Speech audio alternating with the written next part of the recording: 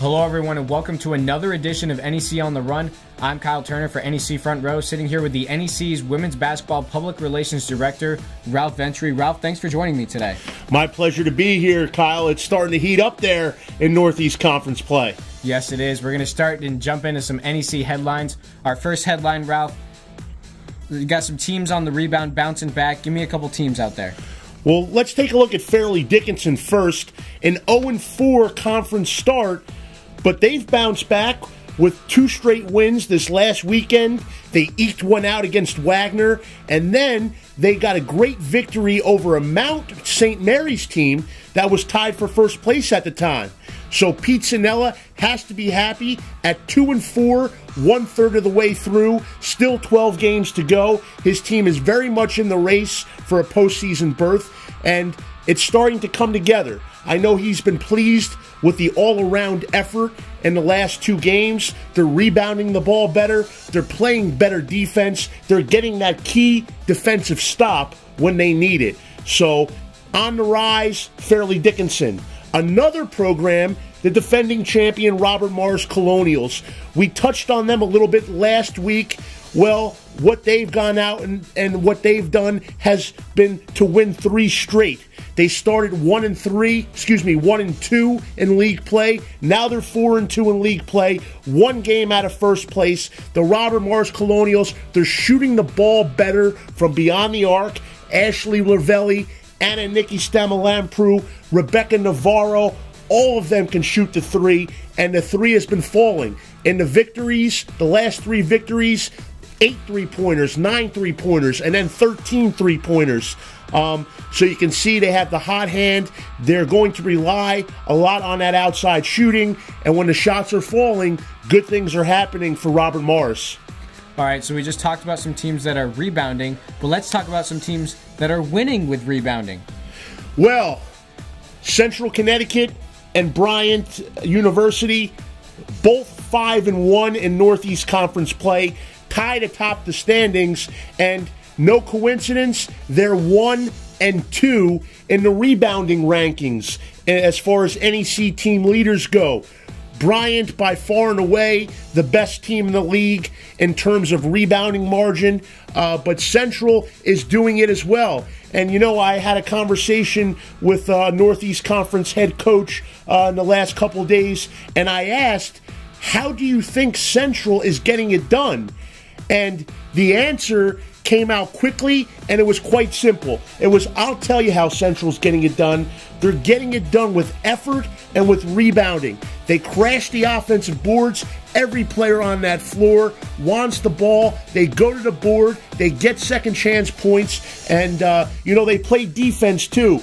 In 4 out of the 5 wins that Central has had in Northeast Conference play, the opponent has yet to score 60 points.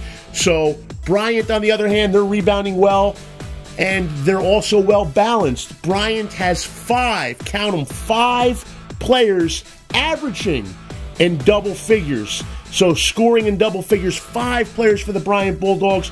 Pick your poison with them. So Bryant, Central, they're playing defense, they're rebounding the basketball, they're doing the fundamental things that coaches love to see.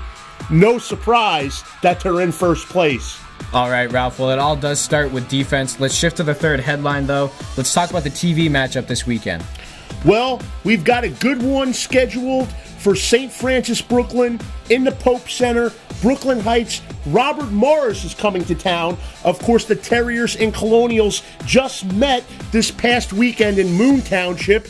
Robert Morris, the home team in that one, prevailed by 3, but now the venue changes, and against Robert Morris, historically, St. Francis Brooklyn has played well at home. They've won the last 2 at home against Robert Morris, and they can really use to make it 3.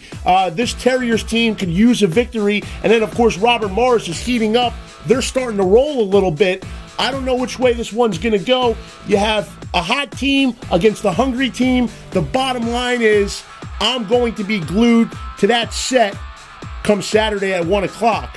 ESPN 3, St. Francis Brooklyn, and Robert Morris. All right, Ralph, that should be an exciting matchup, but for now, let's take a Twitter timeout. I think you deserve a little 30-second timeout. I could use a 30 right now, Kyle. Start the clock. All right, Twitter timeout. We're going to go right to the big guy down at Mount St. Mary's, head coach Brian Witten. This tweet is from Coach Witt, and it really explains kind of what we've been talking about throughout the entire season. The parity in the Northeast Conference. Yes, we have two teams at 5-1 at the top of the league standings, but there's no doubt about it. This race is muddled, and I expect it to stay that way throughout the end. Any team can knock off any other team on any given night. Just look at Mount St. Mary's, for example. They give Central Connecticut their first league loss. They take down the Blue Devils, but then a couple days later, they go up to Fairleigh Dickinson, who was 1-4, and they fall to Fairleigh Dickinson. So really, there isn't much difference between Fairleigh and Central and Mount and Robert Morris and St. Francis Brooklyn. You get the picture, folks. Brian Witten summarizes it nicely here on his Twitter page. Give him a follow, Coach Witt MSM. All right, certainly, like you said, there's not much difference between, the 1 team, the 8 team, the 2 team, the 7 team, anything like that. Now, I'm pretty sure I know what your NEC number is this week, but what is your NEC number for the fans? Well, finally, it's not a round number. We had 1,000, we had 100. This week, it's 191, 191. For those diehard fans out there, you know exactly what that number means. It's the total number of points scored in last week's Game of the Week on ESPN3. Sacred Heart and St. Francis U, 101-90. They combined for 191, and that's the highest single-game scoring total in NEC hoops this year. Men and women combined. So we had a feeling going into that one it was going to be a high-scoring affair. We warned you about a possible offensive explosion. We talked about how when they met in the 2014 NEC tournament, they went for 256, the second most in NCAA history. Well, you know what? We deserve a pat on the back because we called it right. Those teams were in fuego last Saturday, and the score shows that. Yeah, those teams were definitely on fire. A lot of offense. It was really exciting. Fans, we're going to show you the NEC schedule. These are the games that can be seen on NEC Front Row, as well as any other games that are on ESPN3. These games can be viewed on NEC Front Row free of charge. Also, iOS users, you can download the NEC On The Run app on your iPhone and or iPad. That's all we have for you on this edition of NEC On The Run. I want to thank Ralph Ventry for being with me today. I'm Kyle Turner for NEC Front Row, and we'll see you next week.